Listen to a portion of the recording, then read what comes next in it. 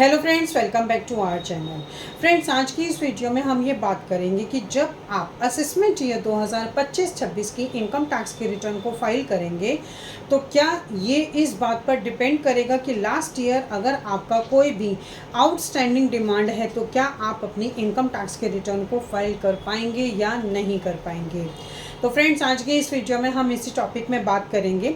अगर आपने अभी तक हमारे चैनल को सब्सक्राइब नहीं किया है तो आप अभी कर दीजिए, क्योंकि इससे हमें मोटिवेशन मिलता है आपके लिए ऐसे वीडियोस को आगे लाने के लिए। सो फ्रेंड्स, वीडियो स्टार्ट करते हैं।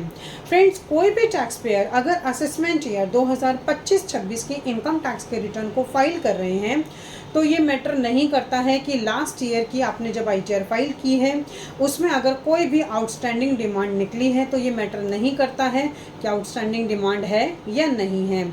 आप बिना आउटस्टैंडिंग डिमांड को चेक करे भी अपने इनकम टैक्स के रिटर्न को फाइल कर सकते हैं। लेकिन फ्रेंड्स, ऐसे टैक्स पेयर जिनका असेसमेंट ईयर 2025-26 में इनकम टैक्स के रिटर्न को फाइल करते हुए कोई भी रिफंड बनता है, अगर वो रिफंड को क्लेम करते हैं तो हो सकता है कि अगर उनका लास्ट ईयर में कोई भी आउटस्टैंडिंग डिमांड है तो इनकम टैक्स डिपार्टमेंट के थ्रू या CPC के थ्रू पहले उस डिमांड को एडजस्ट किया जाएगा और उसके बाद अगर आपका रिफंड बनेगा तो आपको दिया जाएगा, नहीं तो नहीं दिया जाएगा। तो फ्रेंड्स, ऐसे टैक्स पेयर जो असेसमेंट ईयर 2025-26 की इनकम टैक्स के रिटर्न को फाइल करते हुए रिफंड को क्लेम कर रहे हैं तो उनके लिए मैं ये एडवाइस करूंगी कि आप इनकम टैक्स के पोर्टल पे जाके लॉगिन करें और सबसे पहले अपने लास्ट ईयर के आउटस्टैंडिंग डिमांड को चेक कर लें। अगर उसमें कोई भी आउटस्टैंडिंग डिमांड है तो सबसे पहले आपको उसको रेक्टिफाई कराना है। कई बार क्या होता है कि कुछ टेक्निकल एरर्स की वजह से भी कुछ आउटस्टैंडिंग डिमांड्स बन जाती हैं।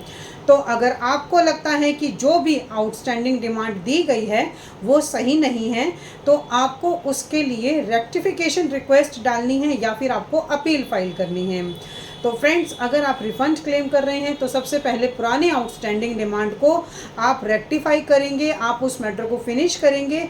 उसके बाद ही अगर आपका असेसमेंट ईयर 2025-26 की इनकम टैक्स के रिटर्न को फाइल करते हुए कोई भी रिफंड बनेगा तो वो आपके पास ट्रांसफ़र किया जाएगा। अदरवाइज़ आपकी आउटस्टैंडिंग डिमांड चाहे फिर वो सही है या गलत है, इनकम टैक्स डिपार्टमेंट के थ्रू CPC के थ्रू आपकी डिमांड को पहले आपके रिफ़ंड से एडजस्ट करके ही अगर उसके बाद अगर आपका कोई भी रिफ़ंड का अमाउंट बचता है तो वो आपको ट्रांसफ़र किया जाएगा, अदरवाइज़ नहीं किया जाएगा।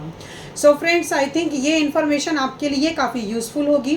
इसी तरह की इन्फॉर्मेटिव वीडियोज़ को कंटिन्यू देखने के लिए आप हमारे YouTube channel and WhatsApp channel Protex corporate solutions Vandana Raheja को सब्सक्राइब, लाइक एंड शेयर करना ना भूलें।